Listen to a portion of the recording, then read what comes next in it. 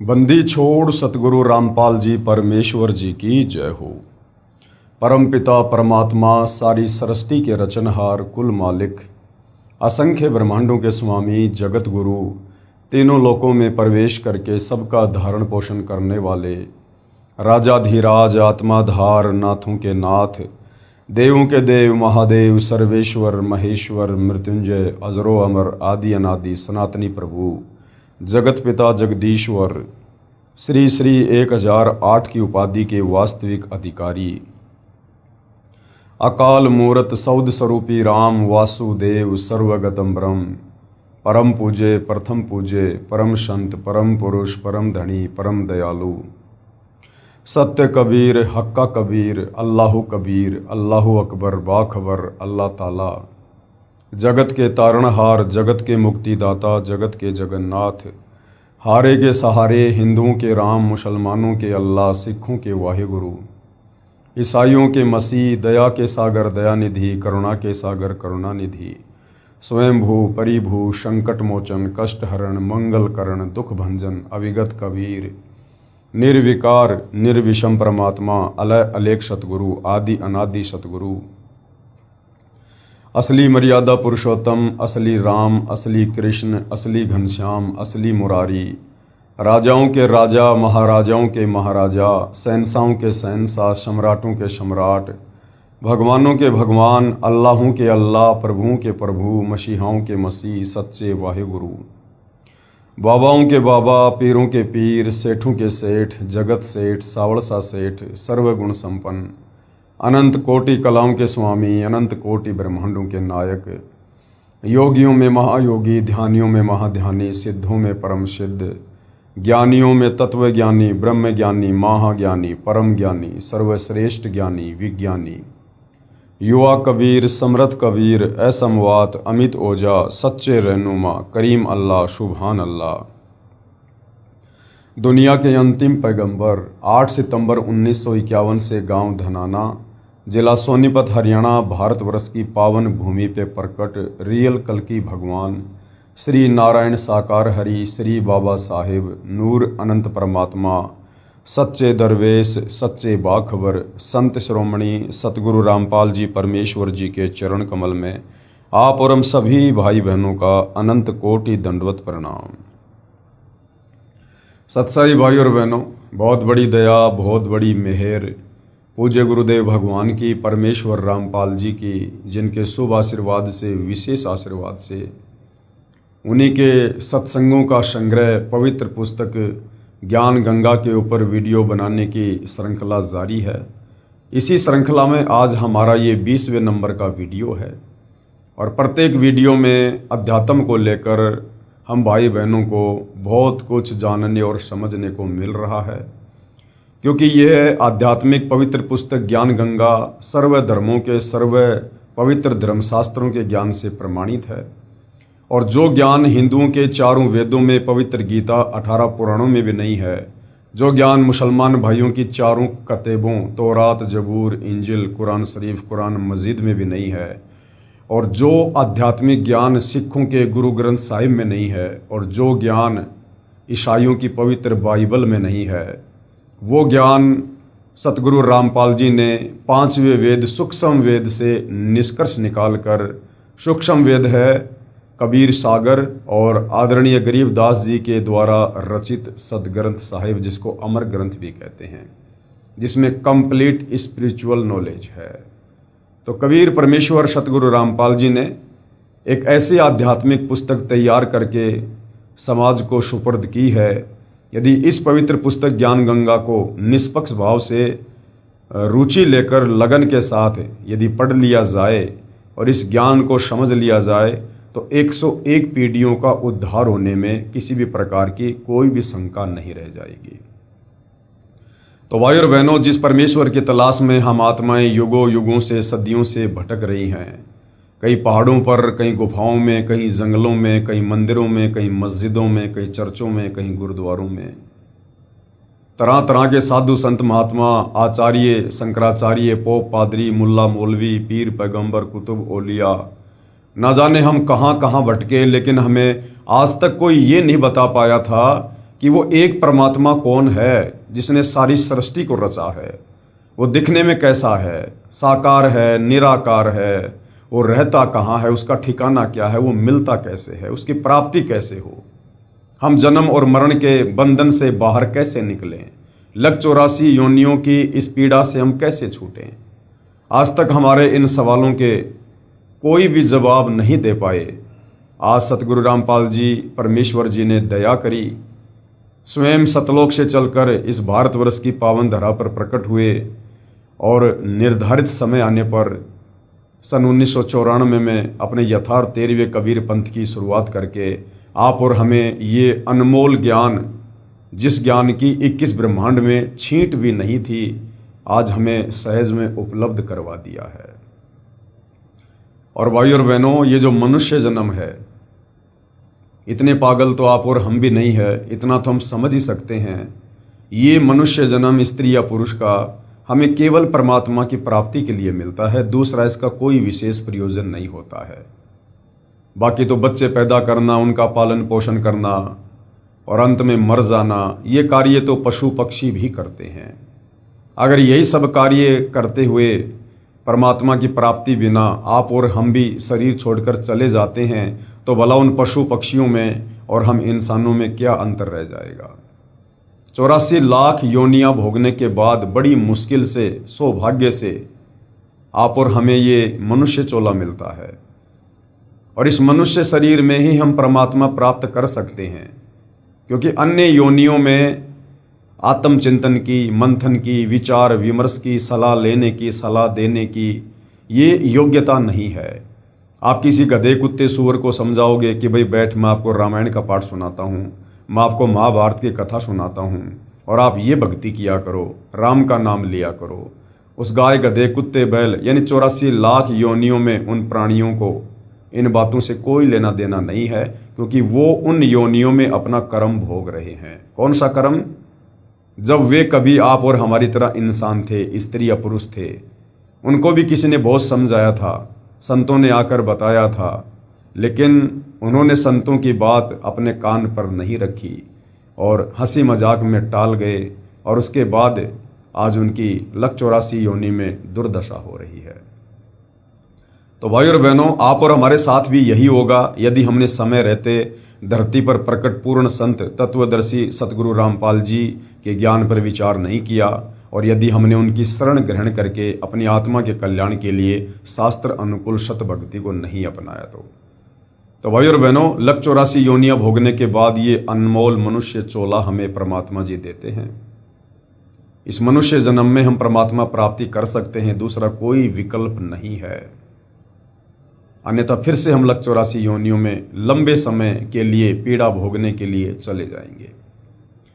तो भाई और बहनों, अभी तक आप जी ने इस पवित्र पुस्तक ज्ञान गंगा के ऊपर बन चुके पहले के वीडियो नहीं देखे हैं, तो आपने भूमिका से लेकर और सारे वीडियो अवश्य देखने चाहिए, क्योंकि जब तक हम किसी भी पवित्र पुस्तक की भूमिका को नहीं पढ़ेंगे, हम उस पुस्तक में आगे किस तरह का ज्ञान है हम उसको नहीं समझ पाएंगे। तो विनती करूंगा कि आप जी सारे वीडियो अवश्य देखिए और इस पवित्र पुस्तक को पढ़कर आध्यात्मिक ज्ञान से परिचित होकर अपनी आत्मा का कल्याण करवाने की दिशा में आगे बढ़िए। तो आप जियों ने इस पवित्र पुस्तक में सृष्टि रचना को पढ़ा, समझा, साथ में ये भी देखा कि जो सृष्टि रचना इस पवित्र पुस्तक में सतगुरु रामपाल जी ने लिखी है, सतगुरु रामपाल जी ने उस सृष्टि रचना को अपने मनमुखी तरीके से नहीं, बल्कि सर्व धर्मों के सर्व पवित्र धर्मशास्त्रों से प्रमाणित भी किया है। उसके बाद दुनिया में कहावत है कि किसने देखा भगवान, कौन मिलकर आया है भगवान से। तो जो महापुरुष परमात्मा से मिलकर आए हैं, परमात्मा के लोक को देख कर आए हैं, और जिन जिन महापुरुषों को परमात्मा साक्षात नर रूप में मिले हैं, इस पृथ्वी पर मिले हैं, उन महापुरुषों ने जो अपनी गवाही अपने ग्रंथों के माध्यम से दी है, अपनी वाणियों के माध्यम से दी है, जैसे आदरणीय धर्मदास जी, आदरणीय नानक जी, आदरणीय दादू जी, आदरणीय गरीबदास जी, आदरणीय मलुकदास जी, आदरणीय घीशादास जी, आदरणीय पंडित रामानंद जी, इन तमाम आत्माओं को परमेश्वर शतलोक से चलकर इस पृथ्वी पर नर रूप में, संत रूप में, जिंदा बाबा रूप में प्रकट होकर मिले। उन्हें सृष्टि रचना से परिचित करवाया, उनकी आत्मा को शरीर से निकालकर शतलोक ले गए, सतलोक की रचना से परिचित करवाया, वहाँ के सुखों से परिचित करवाया, और नीचे आते समय इस काल के 21 ब्रह्मांडों से भी परिचित करवाया, जिसे पूरा विश्व निराकार निराकार परमात्मा कहता है। वो काल है, वो ब्रह्म है, जिसे ब्रह्मा विष्णु महेश का पिता कहा गया है, जो दुर्गा का पति है। उसका लोक भी दिखाया, वो काल भी दिखाया, नीचे दुर्गा जी का लोक भी दिखाया, उससे नीचे ब्रह्मा विष्णु महेश के लोक दिखाए, इंद्र का लोक दिखाया, देवी देवताओं की स्थिति से परिचित करवाया, और उसके बाद में उन्हें वापस धरती पर उसी शरीर में छोड़ा, और फिर उन आत्माओं ने परमेश्वर की महिमा कलम तोड़ आगे जो है प्रसारित की। तो भाइयों और बहनों, यदि आप ध्यान से पवित्र पुस्तक ज्ञान गंगा को पढ़ लेंगे थोड़ा निष्पक्ष होकर, तो अवश्य आपके बंद दरवाजे ये बुद्धि वाले ये खुल जाएंगे, क्योंकि सृष्टि रचना मास्टर की है और ये बंद बुद्धि के दरवाजे झट से खोल देती है। इस सृष्टि रचना को समझे बिना हम अध्यात्म को कभी भी नहीं समझ सकते, चाहे आप कितनी भाषाओं के प्रकांड ज्ञाता क्यों ना है, चाहे चारों वेद और गीता आप जी की उंगलियों पर क्यों ना है। आप सृष्टि रचना को समझे बिना किसी भी धर्मशास्त्र के असली सार को नहीं समझ सकते, और आप मोक्ष से वंचित ही रहोगे। तो भाइयों और बहनों, साथ में इस पवित्र पुस्तक के ज्ञान गंगा में जिन जिन आत्माओं ने समय रहते सतगुरु रामपाल जी के ज्ञान को समझकर उनकी शरण ग्रहण की, उसके बाद उन आत्माओं के जीवन में कैसा बदलाव आया। वो घर उजड़े पड़े थे, उन घरों में कोई शराब पीता था, कोई मांस खाता था, कोई जुआ खेलता था, वो घर बर्बादी की कगार पर थे, वो पतन की ओर थे। और जैसे सतगुरु रामपाल जी से उस परिवार ने उपदेश प्राप्त किया, उसके बाद सर्व बुराइयां उस घर से बाहर हो गई और वो परिवार ऋषि परिवार बन गए। आज उन परिवारों को देख देख कर गाँव वाले भी अचंभित हैं कि ये परिवार और आज इस मुकाम पर है, ये तो इनके गुरुदेव भगवान की देन है, और इनके गुरुदेव भगवान कोई सामान्य संत या व्यक्ति नहीं है, ये तो साक्षात परमात्मा ही धरती पर उतर कर आए हैं। तो जिन जिन पुण्यात्माओं ने परमेश्वर रामपाल जी की शरण ली और जो जो बदलाव उनके जीवन में आया, असाध्य रोगों से जिन्होंने मुक्ति पाई, जो मृत्यु के निकट थे, परमेश्वर ने उनको सैकड़ों वर्षों की उम्र प्रदान की। आज वो पुण्यात्माएं भक्ति कर रही हैं और अंत में भक्ति करके मोक्ष भी प्राप्त करेंगी, जिस मोक्ष को प्राप्त करने के लिए ऊपर के लोकों में देवी देवता ब्रह्मा विष्णु महेश भी तरस रहे हैं। क्योंकि भाइयों और बहनों, इस पृथ्वी लोक पर मानव शरीर में ही भक्ति संभव है।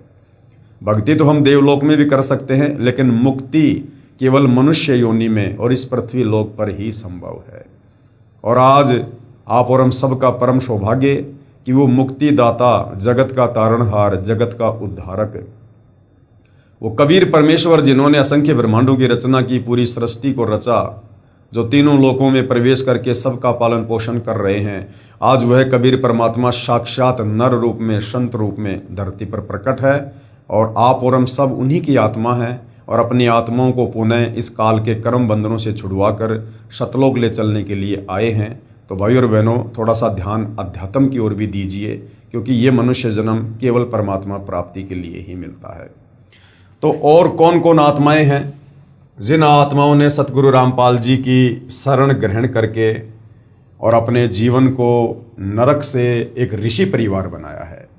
पवित्र पुस्तक ज्ञान गंगा विषय चल रहा है भटकों को मार्ग, यानी जो पुण्यात्माएं परमात्मा प्राप्ति के लिए भटक रही थी या जिनके प्रारब्ध में उनके कर्मों के कांटे चुभ रहे थे, वो कर्मों के कांटे जो किसी भी संत महात्मा की शरण में जाने से नहीं निकल रहे थे, जो कर्म उनको भोगने पड़ रहे थे, पीड़ाओं का सामना करना पड़ रहा था, उन पुण्यात्माओं को सतगुरु रामपाल जी ने किस प्रकार से अपनी शरण में लेकर राहत दी।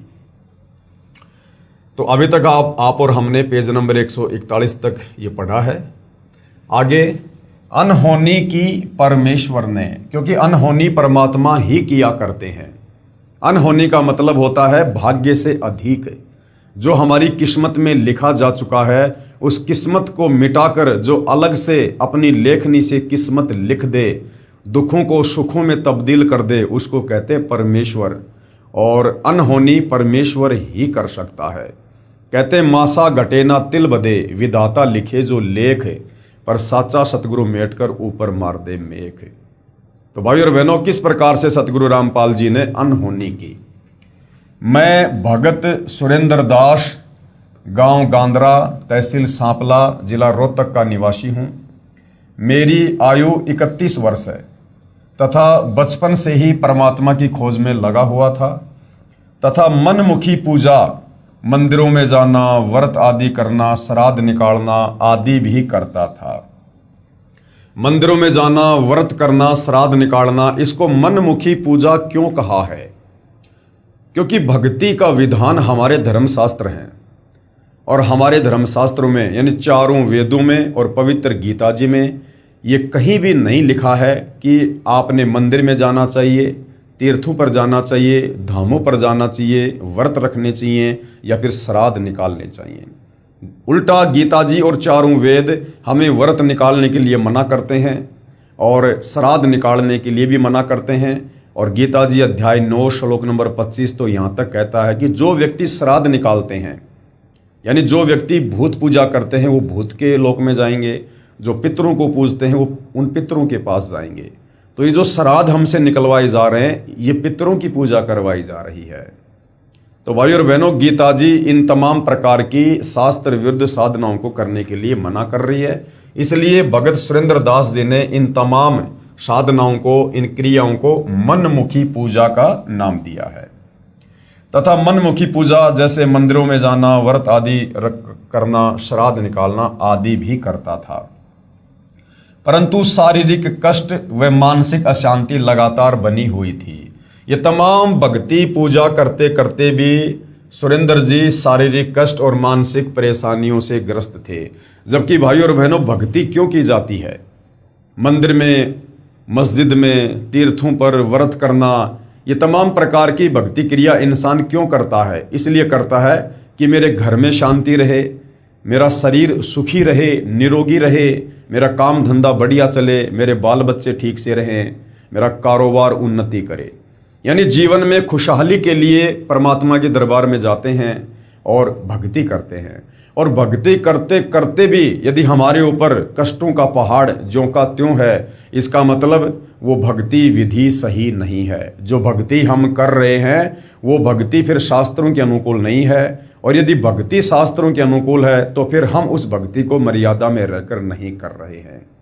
लेकिन अब सतगुरु रामपाल जी ने जो अध्यात्म का निष्कर्ष निकाल दिया है उससे ये बिल्कुल क्लियर हो गया है कि किसी भी धर्म के किसी भी सदग्रंथ में कंप्लीट भक्ति विधि नहीं है, पूर्ण परमात्मा की प्राप्ति की विधि नहीं है। इन शास्त्रों में जहाँ तक की भक्ति है वो केवल इस काल ज्योति निरंजन तक की भक्ति है। और ज्योति निरंजन की भक्ति तक हमारे भाग्य में लिखे लेख समाप्त नहीं हो सकते, हमारे कर्मों के कांटे नहीं निकल सकते। जो हमारे भाग्य में लिखा हुआ है वो हमें अवश्य मिलेगा। सुख तो सुख और दुख तो दुख। काल तक की भक्ति में उसमें किसी भी प्रकार से कोई बदलाव नहीं हो सकता है। यदि हमें बदलाव चाहिए तो हमने सत्य पुरुष की भक्ति करनी पड़ेगी। और सत्य पुरुष की भक्ति सत्य पुरुष स्वयं सतलोक से चलकर तत्वदर्शी संत के रूप में प्रकट होकर बताता है। तो आज भाई और बहनों, आप और हमारा सौभाग्य पवित्र गीता जी अध्याय 4 श्लोक 34 में गीता का ज्ञान देने वाला भगवान जिस तत्वदर्शी संत की शरण में जाकर भक्ति करने को और मुक्ति प्राप्त करने को अर्जुन को सलाह दे रहा है, आज वह तत्वदर्शी संत सतगुरु रामपाल जी के रूप में आप और हम सबके समकालीन हैं। परंतु शारीरिक कष्ट व मानसिक अशांति लगातार बनी हुई थी, फिर भी परमात्मा में विश्वास तथा परमात्मा पाने की तड़प बरकरार थी। यही तड़प मुझे सन 1995 में संत आसाराम बापू के पास ले गई। मैंने उनसे नाम उपदेश लिया व जैसा भक्ति मार्ग बापू जी ने बताया डटकर साधना की। परंतु न तो कोई शारीरिक कष्ट दूर हुआ और न ही कोई आध्यात्मिक उपलब्धि हुई। अब बहुत सारे भाई बहन ऐसे होंगे जो आसाराम जी की शरण में होंगे, अन्य संत व पंथों की शरण में होंगे, या वैसे मनमुखी रूप से कोई भक्ति क्रिया कर रहे हैं, मंदिरों में जाते हैं, मस्जिदों में जाते हैं, चर्च या गुरुद्वारों में जाते हैं, कहीं पैदल यात्रा करते हैं, कहीं कावड़ लेके आते हैं। या बहुत सारे भाई बहन ऐसे भी हैं जो कहते हैं कि हम तो नास्तिक हैं, हम तो कोई भक्ति नहीं करते और हम तो दारू का ठेका खोल के बैठे हुए हैं, हम तो जो है कसाई का काम करते हैं, फिर भी देखो हमारे ठाठ हो रहे हैं, कोई दिक्कत नहीं है। तो भाइयों और बहनों, इसका कारण क्या है? इसका कारण ये है कि आप और हम असंख्य मनुष्य जन्म प्राप्त कर चुके हैं। जब आपको सृष्टि रचना का पता चलेगा, उसको आप समझेंगे, तो आपको पता होगा कि हम असंख्य मनुष्य जन्म प्राप्त कर चुके हैं जब से सतलोक से अपने पिता से बिछुड़कर इस काल के साथ इसके 21 ब्रह्मांड में आए हैं। और ये दयालु कबीर परमात्मा हमारे पीछे पीछे भटकता रहता है। हम नादान आत्माओं को सृष्टि रचना सुनाकर, हमें सतलोक में की गई गलती याद दिलाकर, उस भूल में सुधार करवाकर, भक्ति देकर वापस सतलोक ले जाने के लिए हमारे पीछे पीछे दौड़ते रहते हैं। लेकिन हम अपने पिता को ना पहचान कर उनको रिजेक्ट कर देते हैं और इस काल के लोक में लक 84 योनियों में जन्म मरण के चक्कर में कष्ट भोगते रहते हैं। तो जब जब हमें लक 84 योनियां भोगने के बाद एक मनुष्य जन्म मिलता है, उस समय ये कबीर परमात्मा किसी न किसी तरह कोशिश करके आप और हम तक अवश्य पहुंचते हैं और हमें यही ज्ञान समझाने का ये प्रयास करते हैं। और जो आत्मा इनके ज्ञान को स्वीकार कर लेती है, उन्हें परमेश्वर कुछ भक्ति दान दे देते हैं, उनसे शत मंत्रों की कमाई करवाते हैं, दान धर्म करवाकर उनके कुछ पुण्य कर्म बनवाते हैं, जिस कारण से उस मनुष्य शरीर में थोड़ी बहुत सत भक्ति करने के चलते आप और हमारे पास भक्ति धन जमा हो जाता है। जिस प्रकार आपने इन्वर्टर से, लाइट से बैटरी को चार्ज कर लिया, अब यदि इन्वर्टर को हटा दिया जाए तो भी उस बैटरी से पंखे चलेंगे, लाइट भी जलेगी, आप मिक्सी से जूस भी निकाल सकते हो। क्यों? क्योंकि आपने इन्वर्टर से और बैटरी को चार्ज कर रखा है। और यदि अब लाइट नहीं आ रही है तो भी कोई दिक्कत नहीं, जब तक उस बैटरी में पावर है तब तक आपके घर के पंखे भी चलेंगे, लाइट भी जलेगी। ठीक इसी प्रकार हमने पूर्व मानव जन्मों में परमेश्वर की शरण में आकर जब जब वे तत्वदर्शी संत के रूप में आते हैं, हम थोड़ी बहुत भक्ति उनकी शरण में रहकर करते हैं और अपनी आध्यात्मिक बैटरी को चार्ज कर लेते हैं।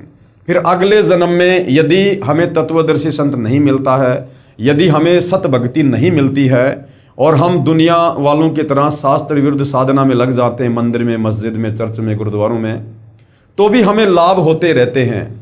क्यों? क्योंकि हमारी पूर्व जन्म की अभी बैटरी चार्ज है और हम इस गफलत में रहते हैं कि मैं वर्तमान में जो रामकृष्ण की भक्ति कर रहा हूँ, देवी देवताओं की पूजा कर रहा हूँ, मंदिर, मस्जिद, चर्च, गुरुद्वारों में धक्के खा रहा हूँ, व्रत कर रहा हूँ, तीर्थों पे जा रहा हूँ, मुझे इससे लाभ हो रहे हैं। तो भाइयों और बहनों, ये हमारी बहुत बड़ी भूल है। आज जिनके दारू के ठेके हैं, जिनकी कसाई की दुकान है या बड़े बड़े और भी 2 नंबर के धंधे हैं, व्यापार है, और वो ये सोचते हैं कि हम तो भक्ति भी नहीं कर रहे या भक्ति भी कर रहे हैं तो हम तो इन देवी देवताओं की भक्ति कर रहे हैं, मंदिर मस्जिद वाली भक्ति कर रहे हैं, फिर भी हमारे ठाठ हो रहे हैं। तो भाइयों और बहनों, ये आपकी बहुत बड़ी भूल है। ये ठाठ आपके जीवन में आपके पूर्व जन्म की भक्ति के कारण है, क्योंकि अभी आपकी बैटरी चार्ज है। आगे आपने सत भक्ति रूपी चार्जर लगा नहीं रखा, क्योंकि सत भक्ति रूपी चार्जर लेकर कबीर परमात्मा तत्वदर्शी संत के रूप में खुद ही धरती पर प्रकट होते हैं। बाकी सबके जो कनेक्शन है वो खराब है। तो भाइयों और बहनों, ये बैटरी कब तक चलेगी? अब वो समय आ गया है, ये कलयुग है और इस समय बहुत हमारी बैटरी शेष है। यदि हमने जल्दी सतगुरु रामपाल जी से उपदेश लेकर सत भक्ति रूपी चार्जर नहीं लगाया और फिर से अपनी आध्यात्मिक बैटरी को चार्ज करना शुरू नहीं किया, तो ये बैटरी आपकी ज़्यादा दिन नहीं चलेगी और आने वाला समय युग परिवर्तन का है। 2028 निर्धारित समय है, मुश्किल से 1.5 वर्ष का समय है। आने वाले समय में जो दुर्गति देश और दुनिया की होगी वो देखी नहीं जाएगी। उस समय फिर आपकी आंखें खुलेंगी तो बहुत देर हो चुकी होगी, क्योंकि आप जितना लेट सतगुरु रामपाल जी की शरण में आओगे उतना ही ज़्यादा पछताओगे, क्योंकि देरी से आने वालों की सुनवाई भी देरी से होगी। तो भगत सुरेंद्र दास जी हर प्रकार से सारी साधना कर करके, मंदिरों में जाकर, मस्जिदों में जाकर या तीर्थ व्रत करके, श्राद्ध निकाल कर या आसाराम जी की शरण में जाकर भी उन्होंने देखा, जैसा आसाराम जी ने कहा उन्होंने भक्ति की, लेकिन फिर भी उनको कोई आध्यात्मिक लाभ या उपलब्धि नहीं हुई। अपितु कष्ट बढ़ता ही चला गया। मैं आसाराम बापू के बताए अनुसार साधना करता था। जैसे 250 ग्राम दूध सुबह पीता था और 250 ग्राम दूध शाम को पीता था, और मेरे मंत्र में जितने अक्षर थे उतने लाख मंत्र जाप करना और समाधि लगाना। मतलब इतनी क्रिया की जैसा संत जी ने बताया। जैसे मान लीजिए आसाराम बापू ने एक मंत्र दे दिया, ओम नमो भागवते वासुदेवाय नमः। अब इस ओम नमो भागवते वासुदेवाय नमः शब्द में मान लीजिए 12 अक्षर हैं, तो 12 लाख जाप इस मंत्र के भगत सुरेंद्र दास ने किए, जैसा आसाराम जी ने बताया। लेकिन उसके बावजूद भी किसी प्रकार का कोई आध्यात्मिक लाभ या सुख उनके शरीर में या परिवार में इस आत्मा को नहीं हुआ। क्यों? क्योंकि संत आसाराम जी के पास में शास्त्र अनुकूल साधना नहीं है, वे भगत समाज को शास्त्र विरुद्ध साधना ही करवा रहे हैं। और अब सतगुरु रामपाल जी ने आकर हमें जो शास्त्र अनुकूल साधना दी है, उसमें प्रथम बार वे हमें जो मंत्र देते हैं वो हमारे शरीर में जो कमल बने हुए हैं और जिनमें 5 मुख्य शक्तियां बैठी हुई हैं, श्री ब्रह्मा शांतरी जी, श्री गणेश जी, श्री विष्णु और लक्ष्मी जी, देवी दुर्गा जी और शंकर पार्वती जी। इन मंत्रों का जब हम जाप करेंगे, और हमने ये लाखों में जाप नहीं करना है, हमने प्रतिदिन केवल 108 मंत्र जाप करने हैं। यानी प्रथम नाम की एक माला 108 मंत्र यानी 108 बार हमने जाप करना होता है। और सतगुरु रामपाल जी के द्वारा जो शास्त्र अनुकूल भक्ति हमें दी जाती है, जो शत भक्ति मंत्र दिए जाते हैं, उनके थोड़े से जाप से ही हमें अनगिनत लाभ शुरू हो जाते हैं, क्योंकि ये इन देवी देवताओं के वास्तविक लाभ हैं। ये इनके बीज मंत्र हैं, ये इनके मूल मंत्र हैं। और इन मंत्रों का जाप करने से ये देवी देवता तुरंत भगत की तरफ आकर्षित होते हैं और तुरंत उसे सुविधा देना शुरू कर देते हैं। तो आसाराम जी ने जो विधि बताई वो सुरेंद्र जी ने की, और मेरे मंत्र में जितने अक्षर थे उतने लाख मंत्र जाप करना और समाधि लगाना। 40 दिन की ये क्रिया थी, जो कि यह एक अनुष्ठान होता है। ऐसे ऐसे मैंने 14 अनुष्ठान किए। एक बार मैंने बापू जी के सत्संग में सुना कि 7 दिन तक निराहार रहकर यानी भूखा रहकर मंत्र जाप करने और समाधि लगाने तथा प्राणायाम करने से ईश्वर प्राप्ति होगी। फिर मैंने इन वचनों को सत्य मानकर ऐसा ही किया, क्योंकि भाई और बहनों, श्रद्धालु ऐसे ही होते हैं, भगत ऐसे ही होते हैं। वो अपने गुरुदेव की बातों पर यकीन करते ही करते हैं, लेकिन इन नकली गुरुओं ने हमारी इस श्रद्धा का नाजायज फायदा उठाया है। परंतु परमात्मा प्राप्ति की बजाय भूखा रहने के कारण मृत्यु के निकट पहुंच गया तथा प्राणायाम करने से दिमागी संतुलन बिगड़ गया और मैं पागल सा हो गया। उसी दौरान मेरे ऊपर सतगुरु पूर्ण संत रामपाल जी महाराज की कृपा दृष्टि हुई तथा मुझे सितंबर सन 2000 में पूज्य गुरुदेव सतगुरु रामपाल जी महाराज से नाम उपदेश प्राप्त हुआ। अब देखना, जैसे सतगुरु रामपाल जी से नाम उपदेश प्राप्त होता है, शत भक्ति रूपी चार्जर लगता है, यथार्थ शास्त्र अनुकूल साधना शुरू होती है, सत मंत्रों का जाप जब ये प्राणी शुरू करता है, तो किस प्रकार से दिन 2 गुना रात 4 गुना लाभ होता है। उपदेश मिलते ही मुझे ऐसा लगा जैसे किसी ने दीपक में घी डाल दिया हो तथा मेरा जीवन शांत व्यवस्थित रहने लगा। क्योंकि सबसे पहले तो हम जो सृष्टि रचना सुनते हैं गुरुदेव के मुख कमल से या पुस्तकों में पढ़ते हैं, तो सृष्टि रचना इस आत्मा की खुराक है। जिस सत्य ज्ञान की प्राप्ति के लिए ये आत्मा युगों युगों से तड़प रही है, भटक रही है, आज तक हमें ये खुराक नहीं मिल पा रही थी। और जैसे ही आत्मा को उसको खुराक मिलती है तो आत्मा जो है शांत हो जाती है, वो तृप्त हो जाती है। पूर्ण संत पाप कर्मों को समाप्त कर सकता है। इसका प्रमाण मेरे जीवन में स्पष्ट रूप से तब घटित हुआ जब मैं मई 2004 में औरंगाबाद महाराष्ट्र में सतगुरु रामपाल जी महाराज के सत्संग के लिए टेंट की सेवा करते हुए 25 फुट ऊपर से नीचे पथरीली जमीन पर गिर गया। यहां काल को कुछ और ही मंजूर था, यानी भगत सुरेंद्र दास जी के जीवन का वो अंतिम दिन था, यानी उस दिन उनके भाग्य में मृत्यु लिखी हुई थी। यहां काल को कुछ और ही मंजूर था तथा मेरी रीढ़ की हड्डी टूट गई और मेरे शरीर के नीचे के हिस्से में अर्धंग मार गया। उसी समय मैंने अपने सतगुरुदेव जी सतगुरु रामपाल जी महाराज को याद किया। मेरे गुरुदेव की दया से उसी समय दोनों पैर ठीक काम करने लग गए। कहते संत शरण में आने से आई टले बला और जय मस्तिष्क में सूली हुआ कांटे में टल जा। तो ये घटना सुरेंद्र दास जी के साथ में घटी। आदरणीय गरीबदास जी कहते हैं कि गरीब काल डरे करतार से, जय जय जय जगदीश, और जोरा जोड़ी झाड़ती पग रज डार शीस। ये 21 ब्रह्मांड का स्वामी, ब्रह्मा विष्णु महेश का पिता, दुर्गा का पति, ये काल ज्योति निरंजन क्षर पुरुष, ये कहते हैं कबीर परमात्मा से डरता है, ये भयभीत रहता है उस कबीर परमेश्वर से। जय जय जय जगदीश, और उस परमेश्वर की जय जयकार करता है। जो काल ब्रह्मा विष्णु महेश दुर्गा यहाँ के धर्मराय किसी से नहीं डरता है, वो काल उस कबीर परमेश्वर से थर थर कांपता है। तो कहते हैं काल डरे करतार से, कौन से करतार से? कबीर भगवान से। और जय जय जय जगदीश, और जोरा जोड़ी झाड़ती, जोरा यानी मौत, ये मौत मेरे कबीर परमेश्वर के दरबार में उनकी जुतियां साफ करती हैं, और पग रज डारे शीस, और उस धूल को अपने शीस पर रखती है। यानी इतने समर्थ हैं कबीर भगवान, जिनकी शरण में आकर हम सर्व आध्यात्मिक लाभ प्राप्त करते हैं। उसके बाद मुझे औरंगाबाद के निजी अस्पताल पटवर्धन हॉस्पिटल में ले जाया गया। वहां पर डॉक्टर डीजी पटवर्धन ने मेरे शरीर की जांच की तथा मेरी रीढ़ की हड्डी के एक्सरे लिए।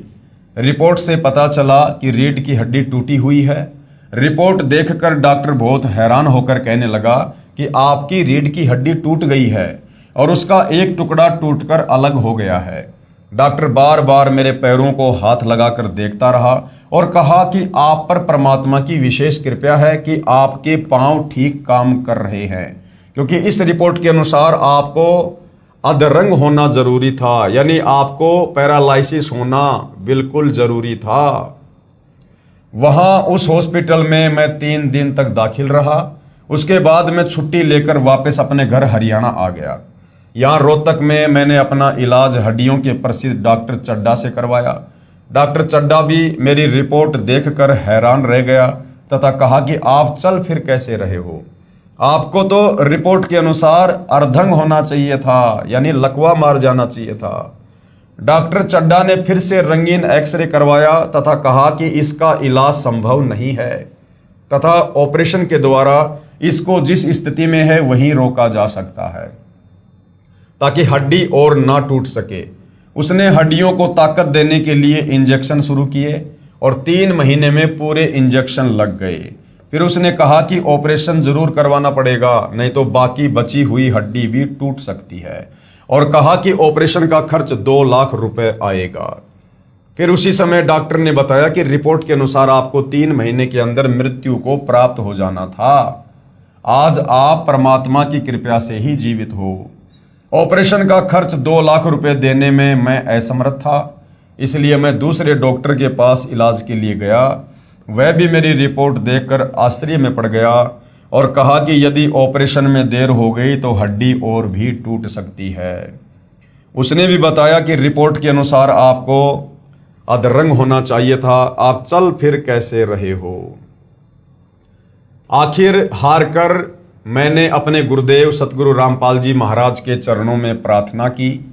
तब मेरे पूज्य गुरुदेव ने मुझ पर दया की और सिर पर हाथ रखकर कहा, बेटा आप बिल्कुल ठीक हो जाओगे। अब गुरुदेव ने कह दिया ठीक हो जाओगे तो फाइनल, पत्थर की लकीर, साध वचन पलटे नहीं पलट जाए ब्रह्मांड, यदि असल में कोई साध है तो। यदि आज परमेश्वर कबीर साहिब जी की शरण में नहीं होते तो आपको भुगत कर मरना था, यानी तड़प तड़प के मरना था। आपकी आयु शेष नहीं थी। गुरुदेव ने कहा कि बेटा आपकी उम्र शेष नहीं थी, आपकी उम्र बढ़ा दी गई है क्योंकि आप शत भक्ति कर रहे हो।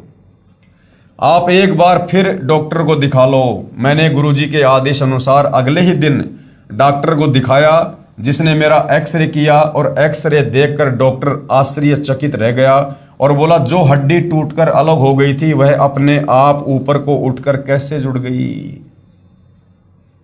अब परमेश्वर इसी को कहते हैं, होनी को अनहोनी कर दे अनहोनी को होनी, साहिब से सब होत है बंदे से कुछ नहीं।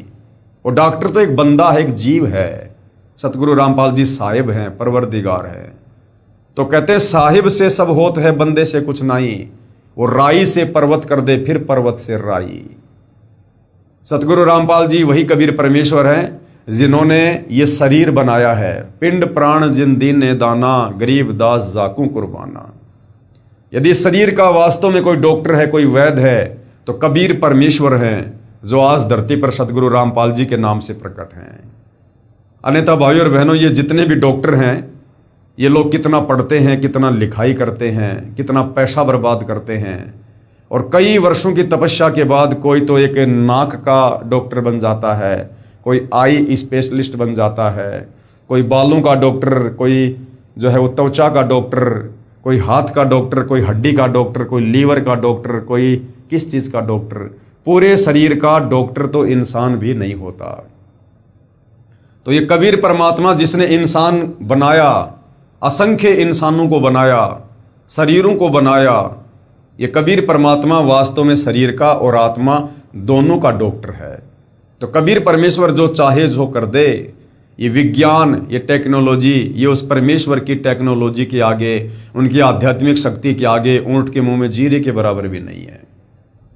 ये विज्ञान भाई और बहनों सिर्फ और सिर्फ भक्ति में सहयोग के लिए परमात्मा ने हमें दी है, ताकि हम इस भक्ति को समझें और भक्ति करने में हमें आसानी हो। ये वैज्ञानिक उपकरण, ये टीवी, रेडियो, मोबाइल, ये प्रोजेक्टर, ये सत्संग सुनने के लिए, अध्यात्म को समझने के लिए परमेश्वर ने दिए हैं, जिनका काल ज़्यादातर दुरुपयोग करवा रहा है। ये गाड़ी, घोड़े, एरोप्लेन, ये 4 व्हीलर, 2 व्हीलर, ये सत्संग में आने जाने के लिए, या भगत अपने बाकी के कार्य फटाफट सुलटा ले, पूरे कर ले और ज़्यादा समय भक्ति को दे। इसलिए कबीर परमेश्वर ने हमें ये वैज्ञानिक उपकरण दिए हैं। पहले खेतों में काम किया करते थे, जब फसल की कटाई का समय आता था कितने दिन लग जाते थे, उसके बाद उस फसल को निकालने में कितने दिन लग जाते थे। बैलों से या अन्य तरीके से कूट कूट कर गेहूँ निकालते थे, मूंग वगैरह निकाला करते थे, महीनों लग जाते थे। हवा आ रही है तो थोड़ा साफ कर लिया करते थे, वरना बैठे रहा करते थे हवा के इंतज़ार में। आज कबीर परमेश्वर ने हमें भक्ति में सहयोग के लिए विज्ञान दी। आज हम खेत में ट्रैक्टर लेकर जाते हैं, वो काट भी रहा है, साथ में निकाल भी रहा है, और निकाल कर बोरियों में पैक करके ट्रॉली में भी डाल रहा है, और वो ट्रैक्टर सीधा उस अनाज को हमारे घर पर छोड़ देता है।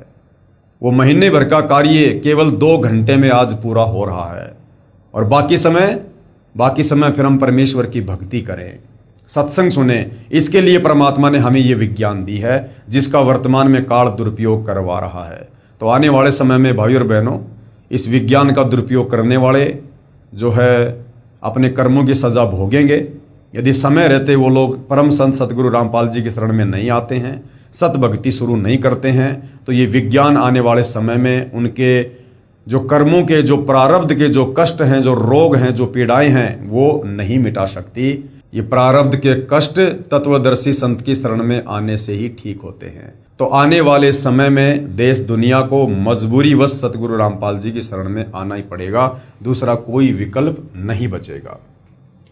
डॉक्टर जी ने बताया कि इस हड्डी की ऐसी स्थिति थी कि जैसे कोई गाड़ी बहुत ज़्यादा ढलान वाली चढ़ाई में चढ़ रही हो, उसके इंजन में खराबी हो जाए, वह वापस ही आ सकती है, या प्रथम गियर में डालकर पत्थर आदि पहियों के पीछे लगाकर वहीं रोकी जा सकती है, आगे को नहीं चढ़ सकती।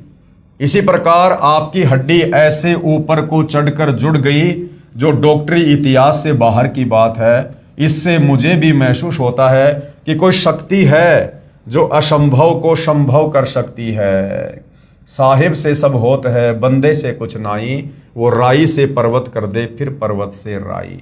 परमात्मा जो चाहे सो कर ही, भरम पड़ो मत कोई, सेऊ धड़ पर शीश चढ़ाया, पाछे करी रसोई।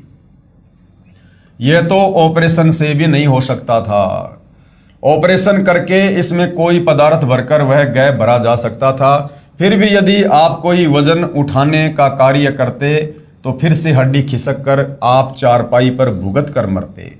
डॉक्टर के समझ में भी नहीं आ रहा था। मैंने कहा कि पूर्ण ब्रह्म कबीर साहिब के स्वरूप में पूज्य गुरुदेव सतगुरु रामपाल जी महाराज ने मेरे पाप कर्म काटकर तथा मेरी मृत्यु को टालकर अपने कोटे से मुझे नई जिंदगी दी है। परमेश्वर कबीर साहिब की वाणी है, जो मेरी भक्ति पछोड़ी होई तो हमरा नाम न लेवे कोई। कबीर परमात्मा कह दे, यदि मेरे भगत के ऊपर आपत्ति आ गई, कौन भगत? जो मर्यादा में रहकर शत भक्ति कर रहा है, तो कहते हैं फिर दुनिया में हमारा नाम कौन लेगा। तो भाई और बहनों, जिस कबीर परमेश्वर जी ने 650 साल पहले अनगिनत चमत्कार किए, दिल्ली के बादशाह सिकंदर लोदी की कटी हुई उंगली कबीर परमेश्वर जी ने अपने हाथ के स्पर्श से पूरी कर दी। दिल्ली के बादशाह सिकंदर लोदी ने कबीर जी के मुंह बोले गुरुदेव पंडित रामानंद जी की गर्दन तलवार से काट दी। कबीर परमेश्वर जी ने अपनी वचन शक्ति से और उनकी गर्दन को वापस ज्यों का त्यों जोड़ दिया। पंडित रामानंद जी खड़े हुए। शेख तकी जो बादशाह सिकंदर लोदी का धार्मिक गुरु था, जिसकी लड़की मर चुकी थी, उसको कब्र में दबा दिया जा चुका था, 10-12 दिन हो चुके थे। कबीर परमेश्वर ने अपनी शक्ति से, अपने सामर्थ्य से उस लड़की को पुनः जीवित किया। एक मृत लड़का जिसको बाद में कमाल का नाम दिया गया, कबीर परमेश्वर ने उसके शरीर में आत्मा प्रवेश करके उसको जिंदा किया। एक सम्मन नाम का भगत था जिसने अपने गुरुदेव भगवान की इज्जत के लिए अपने इकलौते बेटे की गर्दन काट दी थी। कबीर परमेश्वर ने उस बच्चे को पुनर्जीवित किया। तो भाई और बहनों, ऐसे ऐसे अनगिनत चमत्कार प्रत्यक्ष में 650 साल पहले कबीर परमेश्वर जी ने किए। परंतु आज ये कलयुग की बिचली पीढ़ी है, मोक्ष का प्राइम टाइम है। गुरुदेव चाहते हैं कि हम ज्ञान को आधार बनाकर इस ज्ञान को समझें और परमात्मा की पहचान करें। बाकी गुप्त रूप में ज्यों के त्यों चमत्कार आज भी सतगुरु रामपाल जी अपने अनगिनत भक्तों के साथ में कर रहे हैं। तभी तो ये भगत आज इस भक्ति मार्ग पर लगे हुए हैं। अब मैं बिल्कुल स्वस्थ हूं तथा सतगुरु के चरणों में आत्म कल्याण हेतु निस्वार्थ सेवा कर रहा हूं। 50 किलोग्राम वजन अपने आप ही उठाकर चलता हूं। हमारे गुरुदेव का वास्तविक उद्देश्य तो भक्ति करवाकर जीव को विकार रहित करवाकर अपने परम धाम सतलोक में ले जाना है।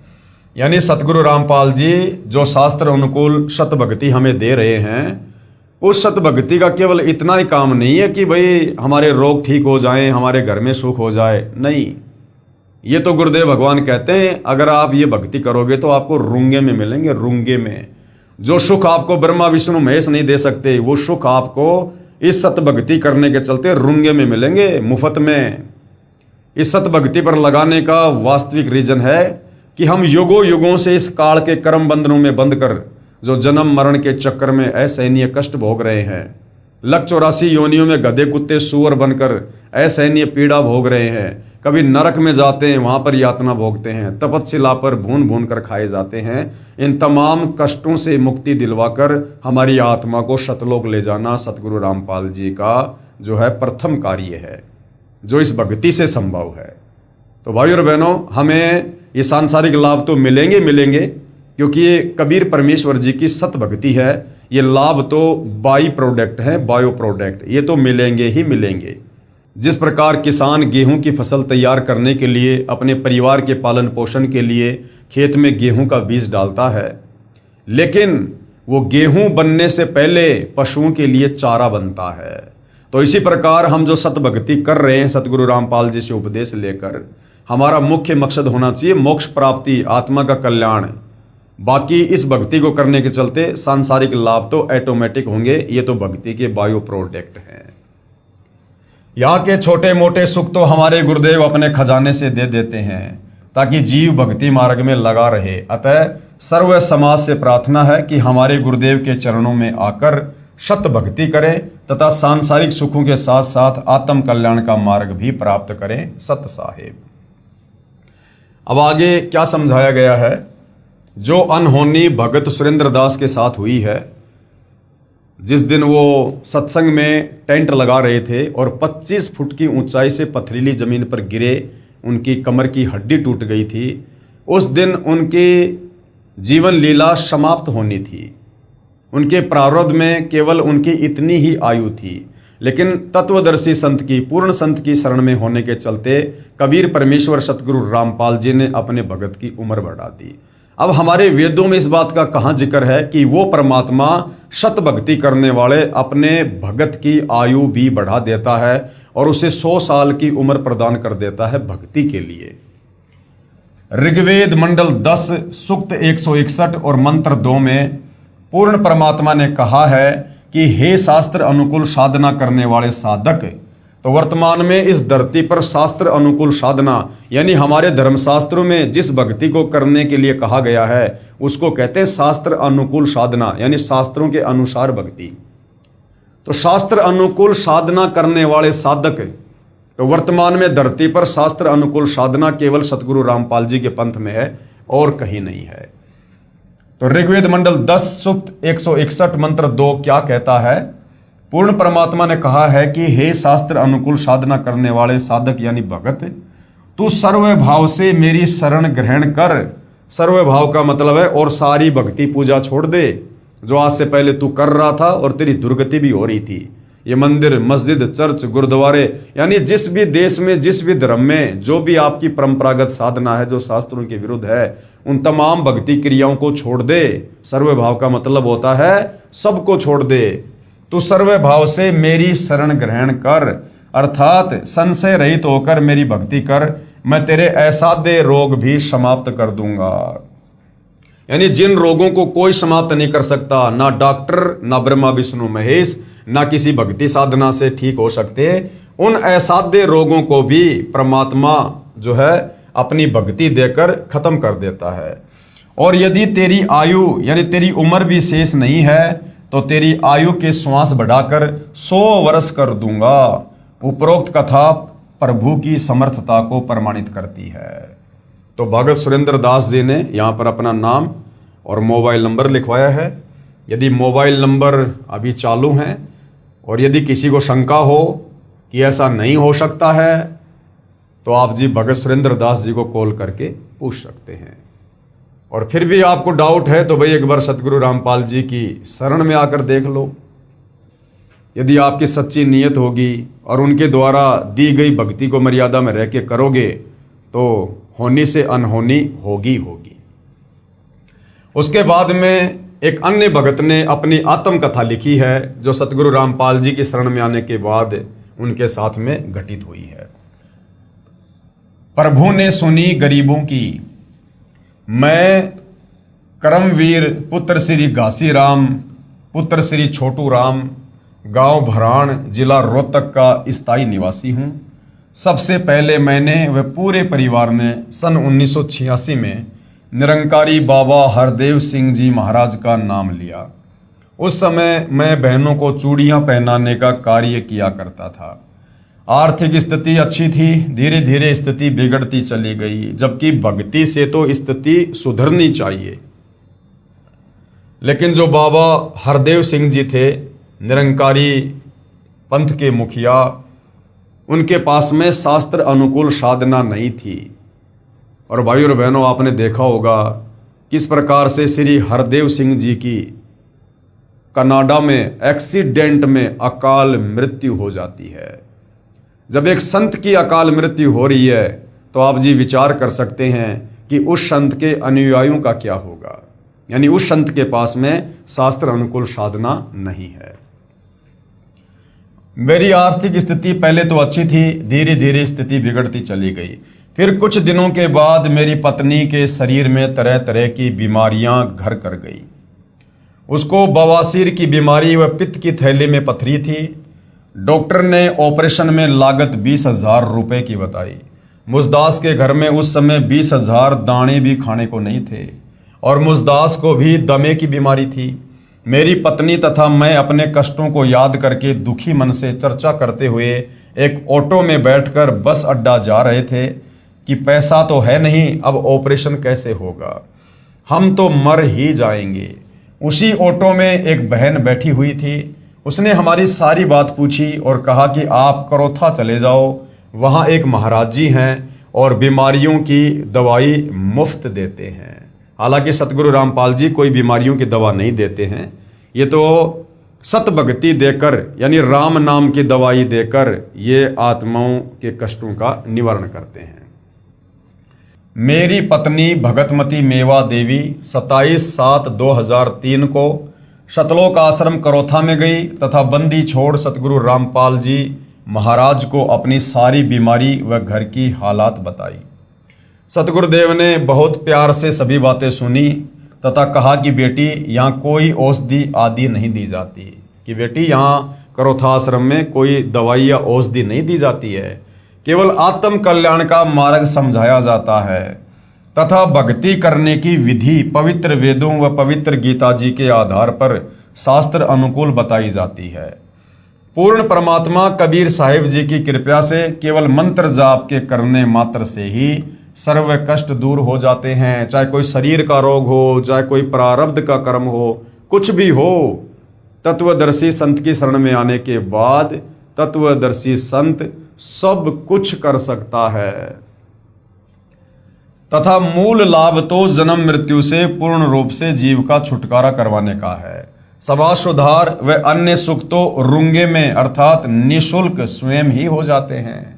राम नाम की दवाई देकर यानी शतभक्ति मंत्र देकर मेरे सारे परिवार को कृतार्थ किया। यानी जैसे ही उस परिवार ने फिर सतगुरु रामपाल जी से नाम उपदेश लिया, उनके सर्व रोग धीरे धीरे छू मंत्र हो गए और आज वो परिवार उस आत्मिक शांति और संतुष्टि को महसूस कर रहा है। यानी वो सर्व लाभ परमात्मा की भक्ति के प्राप्त कर रहा है, जो लाभ उस परिवार को अन्य देवी देवता या अन्य संत व पंथों में जाने से भी नहीं मिल रहे थे। राम नाम की दवाई देकर मेरे परिवार को कृतार्थ किया। अब हम प्रेम पूर्वक जिंदगी जी रहे हैं। सर्व बीमारियां केवल नाम सुमरण से व गुरुदेव के आशीर्वाद मात्र से समाप्त हो गई, क्योंकि परमात्मा कबीर साहिब जी की वाणी है कि सुमरण से सुख होत है, सुमरण से दुख जाए, और कहे कबीर सुमरण करोगे तो सुमरण माही समाए। यानी सुमरण से हमारे सांसारिक कष्ट भी दूर होंगे, हमारे शरीर के कष्ट भी दूर होंगे, और सुमरण से हमारा जन्म मरण का रोग भी कटेगा। सर्व बीमारियां केवल नाम सुमरण से व गुरुदेव के आशीर्वाद मात्र से समाप्त हो गई। हम बंदी छोड़ से अरदास करते हैं कि दाता जैसा सुखी जीवन हमें दिया वैसा ही सबको बख्शें सत साहेब। हालांकि भाई और बहनों, सतगुरु रामपाल जी के तत्व ज्ञान से परिचित होने के बाद अब हम भाई बहनों ने इस प्रकार के शब्दों का प्रयोग नहीं करना है कि दाता जैसा सुखी जीवन हमें दिया वैसा ही सबको बख्शें, क्योंकि ये सत भक्ति है और काल कोशिश करेगा इसमें पंचर लगाने की मन कर्म वचन से। तो आप और हमने भाई और बहनों अपनी आत्मा का कल्याण करवाना है, और बाकी जिसको अपनी आत्मा का कल्याण करवाना होगा हम उस तक केवल संदेशा भेज सकते हैं कि ऐसे ऐसे परमात्मा स्वयं धरती पर आए हुए हैं, शास्त्र अनुकूल साधना है। भाई एक बार उनके ज्ञान को समझकर नाम उपदेश लेकर भक्ति शुरू करो, देखो फिर कैसे आपके दुख दूर नहीं होते। हम केवल प्रार्थना कर सकते हैं, हम अन्य की कामना इस भक्ति मार्ग में नहीं कर सकते हैं, अन्यथा हमारी भक्ति बर्बाद होना शुरू हो जाएगी। जिस प्रकार किसी की गाड़ी पंचर खड़ी है और मैं उधर से जा रहा हूं और वो मेरी गाड़ी रुकवा कर कहे कि भाई साहब मेरी गाड़ी पंचर हो गई, अब मैं यदि अपनी टायर से, अपनी गाड़ी के टायर से उसके टायर में हवा डालूंगा तो मैं मूर्ख आदमी हूं। मेरी गाड़ी की हवा कम हो जाएगी, इससे मेरी गाड़ी भी ढंग से नहीं चलेगी और उसकी गाड़ी भी पूरी तरह से जो है चलने के योग्य नहीं बनेगी, तो दोनों पंचर हो जाएंगे। तो समाधान क्या है? उसको उस दुकान का पता बता दिया जाए जहां पर पंचर निकाला जाता है और फिर से हवा भरी जाती है। तो इस प्रकार से भाई और बहनों, हम यदि किसी की कामना करेंगे अच्छे की तो एक प्रकार से वो आशीर्वाद हो जाता है, और किसी को आशीर्वाद देना और अपने गुरु के अलावा किसी से आशीर्वाद लेना इस भक्ति मार्ग में वर्जित है, क्योंकि हम अधिकारी नहीं हैं। तो जो भी हैं उन्हें सतगुरु रामपाल जी का एड्रेस दे दीजिए, सतगुरु रामपाल जी से उनका संपर्क करवा दीजिएगा। आप स्वयं उनको आश्रम में लेकर जा सकते हैं, गुरुदेव से दीक्षा दिलवा सकते हैं। ये समाधान जो है उसके भी हित में है और हमारे भी हित में है। बाकी हम दुनिया की इसी प्रकार से कामना करते रहे तो धीरे धीरे हमारा भक्ति वाला बैलेंस समाप्त होता रहेगा और वो जो के त्यों कष्ट फिर हमारे ऊपर आने शुरू हो जाएंगे। भगत करमवीर दास पुत्र श्री घासीराम, गांव भराण, तहसील महम, जिला रोहतक। ऐसे ही भाई और बहनों एक भगतात्मा और है जिन्होंने अपना साक्षात्कार दिया और भक्ति अपनाने के बाद जो अनुभव उनके जीवन में हुए वो उन्होंने यहाँ पर शेयर किए हैं। भगवान हो तो ऐसा। मैं भगत महावीर सिंह पुत्र श्री केहर सिंह, गांव ढराना, जिला झज्जर, हरियाणा का निवासी हूँ। पहले मैं शिव का कट्टर भगत था। मेरे लीवर और गुर्दे के अंदर पीप पड़ गई थी। शंकर जी की भक्ति करते करते भी दुर्गति हो रही थी और मेरे को मेरा भाई भगत महेंद्र सिंह मेडिकल में इलाज करवाने के लिए ले गया।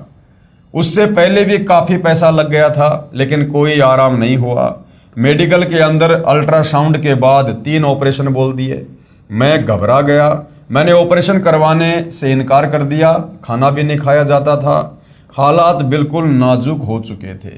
मेरा बड़ा भाई महेंद्र कहा करता कि आप सतगुरु रामपाल जी से उपदेश ले लो, क्योंकि महावीर जी का बड़ा भाई जो महेंद्र जी थे वो सतगुरु रामपाल जी से उपदेश प्राप्त थे। तो वो अपने भाई को समझाया करते थे कि भाई आप भी मेरे गुरुदेव से नाम उपदेश ले लो। वे पूर्ण परमात्मा के अवतार आए हुए हैं, यानी स्वयं ही वो अवतार रूप में आए हुए हैं। कबीर परमेश्वर पूर्ण ब्रह्म है। मैं कहता था कि शिव जी भगवान के सामने तेरे कबीर जुलाहे यानी धानक की क्या औकात। कबीर तो एक कवि था, वह भगवान नहीं हो सकता। कबीर तो एक कवि था, कवि, वह भगवान नहीं हो सकता। जबकि भाई और बहनों, हम जरा भी विचार नहीं करते। कबीर जी के समय और भी तो कवि होंगे, और भी तो बहुत सारे कवि होंगे कबीर जी के समय। क्या किसी भी कवि का कोई एक भी चेला था, एक भी शिष्य था? क्या किसी भी कवि ने उस समय किसी का कोई कष्ट दूर किया? जबकि कबीर परमेश्वर जी के, जिनको कवि कहकर रिजेक्ट कर दिया, उनके 64 लाख शिष्य हुए थे आज से 650 साल पहले। अरे किसी ब्राह्मण जाति में जन्मे धर्म गुरु के तो 64 लाख शिष्य हो सकते हैं, लेकिन कबीर जी जो जुलाहे की भूमिका कर रहे थे, और उस समय धानक यानी जुलाहे को सांसारिक तौर पर कितना नीचा समझा जाता था, और धानक जाति में कबीर जी के 64 लाख शिष्य, जो कबीर जी अनपढ़ थे, अशिक्षित थे, भूमिका कर रहे थे, परमेश्वर लीला कर रहे थे।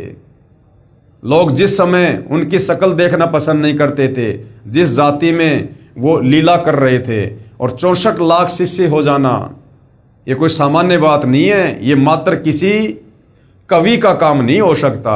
तो कवि रूप में कबीर परमात्मा स्वयं ही आए हुए थे, सारी सृष्टि के मालिक। उन्होंने लोगों को सौ लाभ दिए, असाध्य रोगों को दूर किया, मुर्दों को जिंदा किया, जिस कारण से लोगों ने उनको अपना सतगुरु धारण किया। अन्यथा कबीर जी के समय तो और भी बहुत सारे नामी गिरामी कवि थे। क्या आपको किसी का एक भी कोई शिष्य देखने या सुनने को मिलेगा? नहीं मिलेगा। कबीर तो एक कवि था, वह भगवान नहीं हो सकता। मेरे बड़े भाई महेंद्र सिंह पुत्र श्री केहर सिंह का परिवार भी बिल्कुल उजड़ा हुआ था। सतगुरु रामपाल जी महाराज की शरण में जाने से वे पूर्ण सुखी हैं। उन्होंने सर्व पूर्व वाली पूजाएं त्याग रखी थी, यानी जो भी हम पहले ये देवी देवताओं की मंदिर में जाने की, मस्जिद में जाने की, तीर्थ व्रत आदि जो किया करते थे, जो शास्त्रों की विरुद्ध साधना है, जिनको करने के हमें कोई लाभ नहीं हो सकता है, वो सारी साधना महेंद्र जी ने छोड़ दी थी सतगुरु रामपाल जी से उपदेश लेने के बाद। वे फिर भी बहुत सुखी हैं, मैं भी मानता था, परंतु फिर भी मैं अपने भगवान शिव जी से अधिक किसी को नहीं मानता था। मेरा बड़ा भाई महेंद्र मुझे कहता था, महावीर यही भूल सबको लगी है, पूर्ण ब्रह्म कबीर देव, कबीर परमेश्वर ही हैं, यानी सारी सृष्टि का मालिक कबीर भगवान ही है, और इनकी शक्ति के सामने ब्रह्मा विष्णु शिव ब्रह्म तथा परब्रह्म तो बहुत न्यून शक्ति युक्त हैं, यानी बहुत ही छोटी श्रेणी की इकाई है। जैसे देश के प्रधानमंत्री व राष्ट्रपति के सामने एक राज्य के मंत्री की क्या शक्ति होती है, इतना अंतर परमेश्वर कबीर जी यानी राष्ट्रपति या प्रधानमंत्री जानो, तथा शिव जी एक विभागीय मंत्री जानो। यानी कबीर जी के आगे इन देवी देवताओं की, ब्रह्म की, परब्रह्म की शक्ति ऐसे है जैसे राष्ट्रपति के आगे कोई सरपंच हो। अब आप स्वयं ही विचार करें कि कहाँ ठाठा यानी कहाँ कबीर परमेश्वर और कहाँ म्या म्या। अब ये ठाठा म्या म्या क्या है? ये है अर्थात खागड़ की तुलना में बकरा, यानी कहाँ तो झोटा और कहाँ बकरा, कहाँ ठाठा और कहाँ म्या म्या। सतगुरु रामपाल जी महाराज ने सर्व सदग्रंथों का गहन अध्ययन किया है अब भाई और बहनों देखो, जब हम सतगुरु रामपाल जी की शरण में आकर भक्ति शुरू करते हैं तो शुरुआत में हम इस तत्व ज्ञान से इतना परिचित नहीं हो पाते हैं और अपने गुरु को एक संत की श्रेणी में ही लेना शुरू कर देते हैं। लेकिन जैसे जैसे हमें आध्यात्मिक ज्ञान होता चला जाता है, हमें गुरुदेव भगवान की जो शक्ति है, उनका जो सामर्थ्य है कि वे क्या परम शक्ति हैं, हमें ये भान होता चला जाता है। तो भगत जी यहाँ पर क्या कह रहे हैं कि सतगुरु रामपाल जी महाराज ने सर्व सदग्रंथों का गहन अध्ययन किया। अब भाई सतगुरु रामपाल जी तत्वदर्शी संत हैं, जगत गुरु हैं, और जगत गुरु तत्वदर्शी संत की भूमिका स्वयं कबीर परमात्मा करते हैं। और कबीर परमेश्वर ने किसी भी सदग्रंथ का अध्ययन या गहन अध्ययन करने की जरूरत नहीं है। वे तो सर्वज्ञ हैं, वे तो एक सेकंड में सारे धर्मशास्त्रों को रच सकते हैं। सतगुरु जो चाहे सो कर ही, सारी सृष्टि उस परमेश्वर के अधीन है। तो यहां पर सतगुरु रामपाल जी ने जो ऐसी लीला की है, वो सिर्फ और सिर्फ अपने आप को यहां पर एक आम संत की भूमिका में रखकर आप और हमारी चरम दृष्टि को धोखा देते हुए, कोई चमत्कार ना करते हुए, वो इस प्रकार से सदग्रंथों का अध्ययन करते हैं। अन्यथा उन्हें किसी भी सदग्रंथ की जानकारी के लिए उसका अध्ययन करने की जरूरत नहीं है, क्योंकि जगत गुरु वही होता है जो पूरे जगत को ज्ञान देता है, पूरे संसार को ज्ञान देता है। और कोई भी व्यक्ति सदग्रंथों का अध्ययन करके जगत को ज्ञान नहीं दे सकता। तो जगत गुरु स्वयं कबीर परमात्मा होते हैं, वो सर्व संपन्न होते हैं। सतगुरु रामपाल जी महाराज ने सर्व सदग्रंथों का गहन अध्ययन किया है तथा भक्ति शक्ति से स्वयं अनुभव से सही पाया है।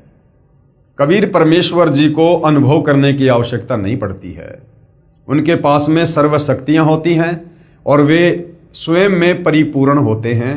उन्होंने भक्ति करके फिर भक्ति से शक्ति प्राप्त करना या फिर सदग्रंथों को पढ़कर भक्ति को अनुभव करना, इन चीज़ों की आवश्यकता नहीं पड़ती है। इन चीज़ों की आवश्यकता एक जीव को पड़ती है, आप और हमारे जैसे भक्तों को आवश्यकता पड़ती है। कबीर परमेश्वर तो सर्वशक्ति संपन्न है और उन्हें किसी भी चीज़ का अनुभव करने की जरूरत नहीं है। तथा भक्ति शक्ति से और स्वयं अनुभव से भी सही पाया है, तब अपनी जेई की नौकरी त्याग कर भक्ति मैदान में कूदे हैं। आज सर्व संतों व महंतों तथा आचार्यों को पिछोड़ कर रख दिया है। सर्व पंथों व महर्षि दयानंद जैसों को भी उन्हीं के लेखों से फेल कर दिया है।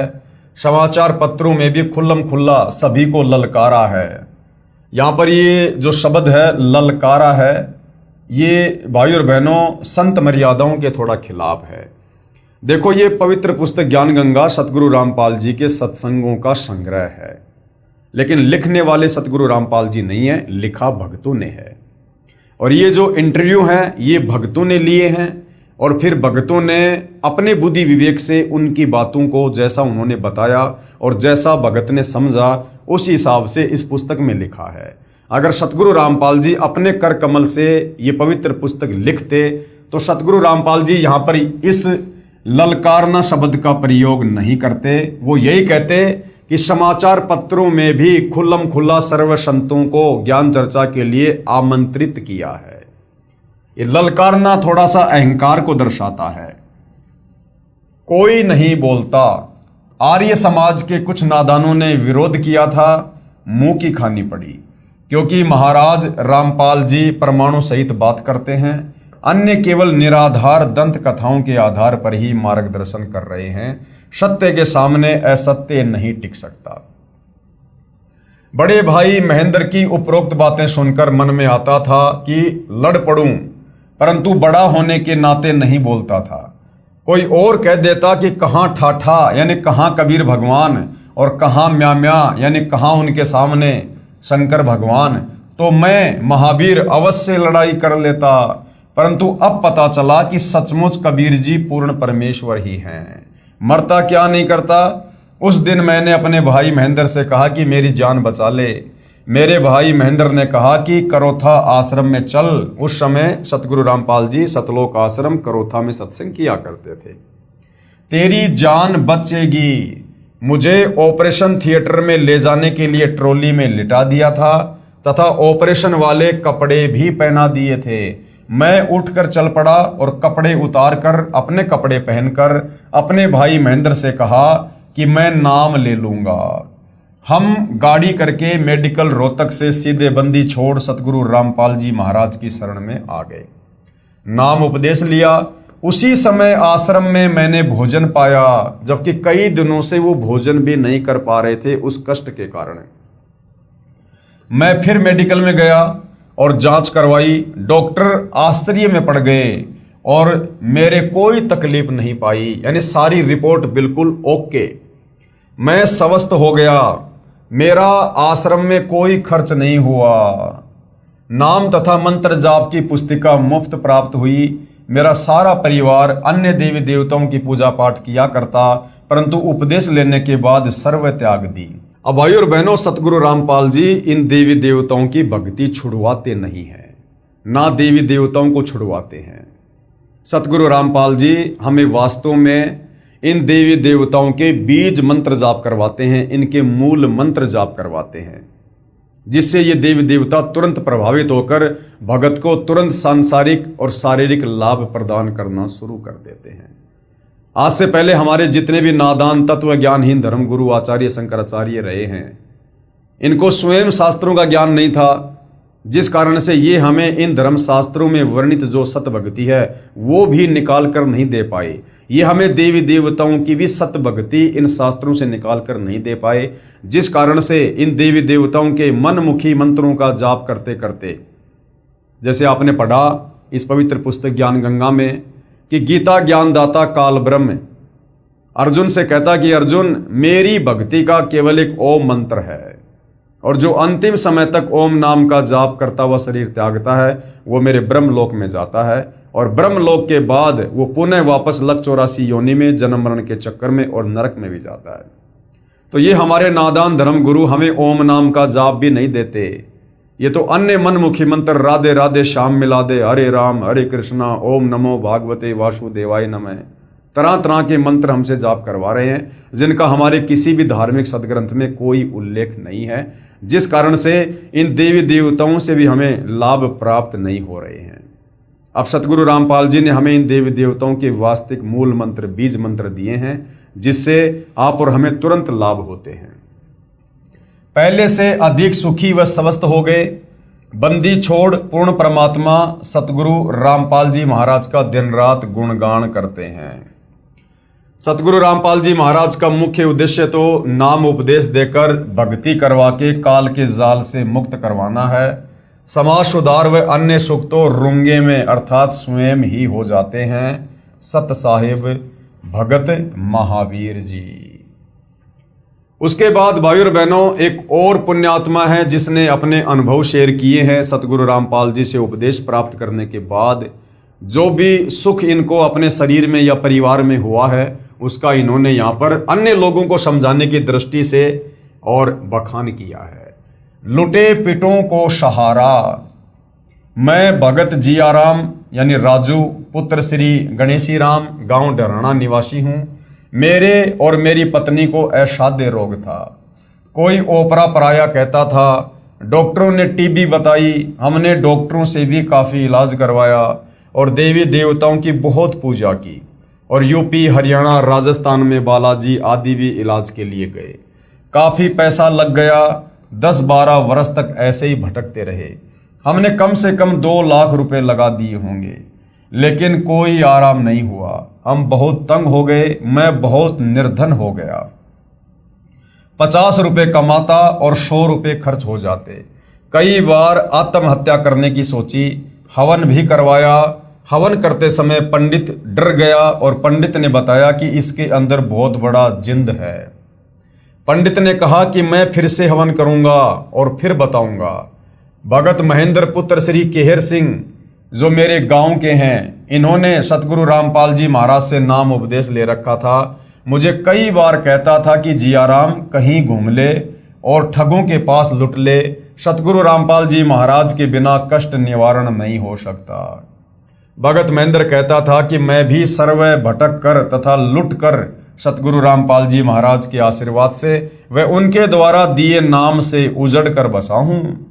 मैं भगत महेंद्र से कहता था कि करोथा वाला आश्रम तो अभी बना है, मैं तो बहुत बड़े बड़े मंदिरों में जा चुका हूं, परंतु मैं तंग आने के बाद भगत महेंद्र से मिला। हमने भगत महेंद्र के साथ जाकर अगले दिन सतगुरु रामपाल जी महाराज से मुफ्त नाम उपदेश लिया और उपदेश लेने के बाद हम बिल्कुल स्वस्थ हो गए। हमें नाम उपदेश लिए सन 2005 में लगभग 2 वर्ष हो गए हैं। अब हमारा पूरा परिवार स्वस्थ है। हम रात दिन पूर्ण परमात्मा बंदी छोड़ सतगुरु रामपाल जी महाराज का गुणगान करते हैं।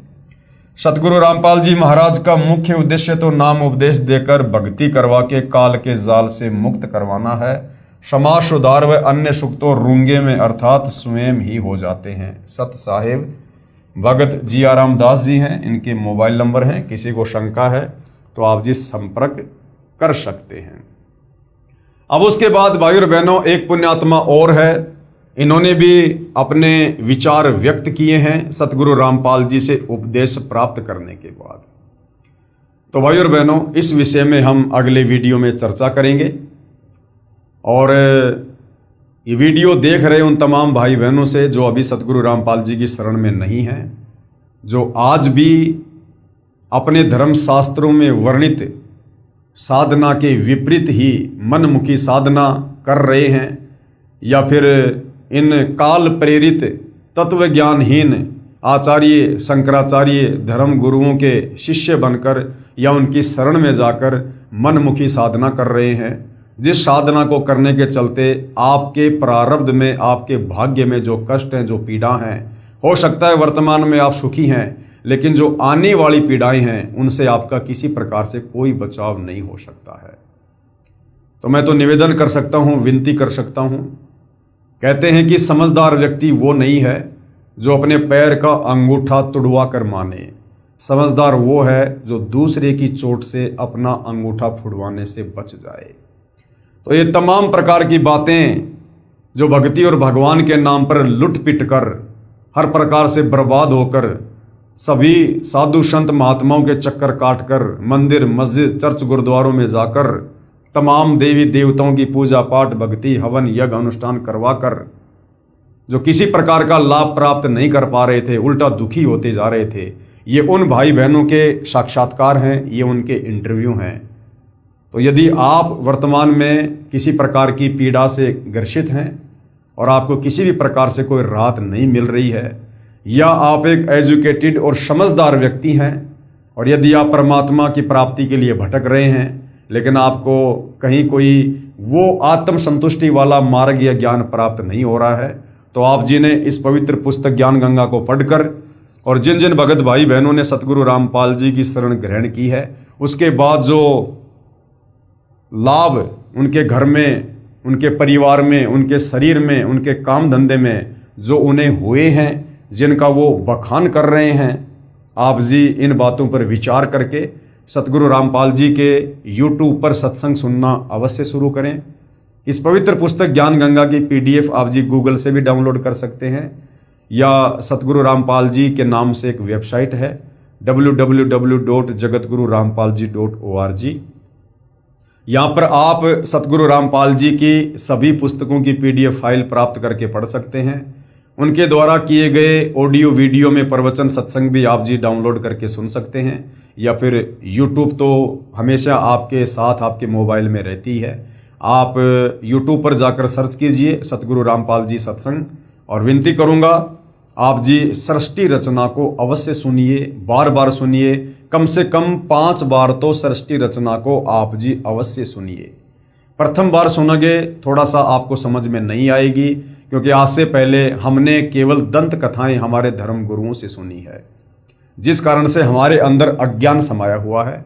और जब पहली बार हम ये सतज्ञान सुनेंगे, सत्यनारायण कथा सुनेंगे, तो काल प्रेरणा से हमारी आत्मा जल्दी से स्वीकार नहीं करती है। इसलिए सृष्टि रचना को 2, 4, 5, 10 बार अवश्य सुनिए, और उसके बाद फिर आपको जो तड़फ, जो कशक लगेगी, उत्पन्न होगी भक्ति की, अध्यात्म को समझने की, फिर आप जी इस कदर चिपक जाएंगे। कहने का मतलब है फिर आपको आनंद सा आने लगेगा सतगुरु रामपाल जी के प्रवचनों में, उनकी भक्ति में।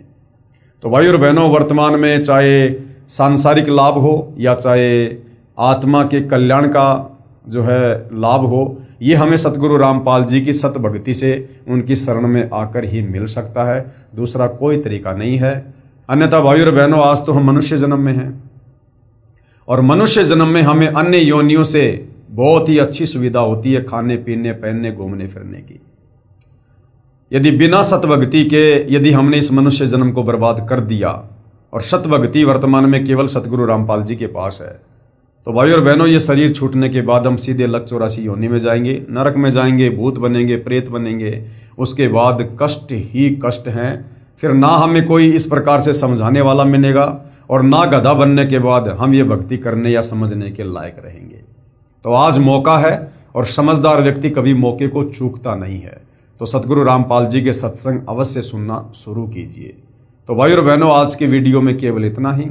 कल हम आगे की वीडियो में कुछ भगत आत्माओं के साक्षात्कार और देखेंगे, उनके भक्ति अनुभव और सुनेंगे, जिससे हमारा जो है इस भक्ति मार्ग पर हमारे अंदर दृढ़ता पैदा होगी, विश्वास बढ़ेगा और भक्ति करने की रुचि भी बनेगी। तो आज की वीडियो में केवल इतना ही। कल परमेश्वर की सेवा में फिर हाजिर होंगे। तब तक पूज्य गुरुदेव भगवान हम सबको आज्ञा दे और हमें अपनी शरण में रखे, हमें सद्बुद्धि दे, हमारा मार्गदर्शन करे। बंदी छोड़ सतगुरु रामपाल जी परमेश्वर जी की जय हो।